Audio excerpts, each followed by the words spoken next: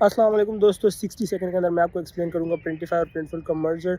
आप इसे जिन्हें नहीं पता मैं बता दूं, प्रिंटिफाई और प्रिंटफुल प्रिंट ऑन डिमांड के सबसे दो बड़े प्रोडक्शन पार्टनर हैं जिनका नवंबर में मर्जर हुआ है और दिसंबर तक हमारे पास फाइनल न्यूज़ आ चुकी है कि इनका मर्जर किस तरीके से दिखेगा हमें।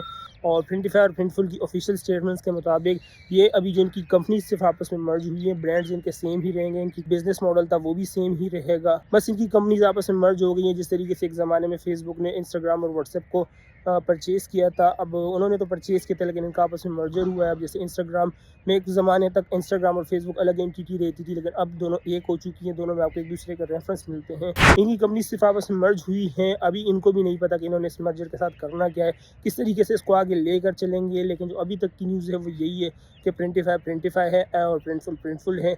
इनकी जो कंपनीज थी वो आपस में मर्ज हो गई, जिसका मतलब ये कि एक दूसरे के रिसोर्सेज यूज़ कर सकते हैं, लेकिन बिजनेस मॉडल इनके अभी भी सेम ही रहेंगे। और ये कि आने वाले 2-3 साल तक तो ये इसी तरीके से सेम ही चलेंगे। उसके बाद हमें पता चलेगा कि ये लोग इस मर्जर को किस तरीके से आपस में इंटीग्रेट करते हैं।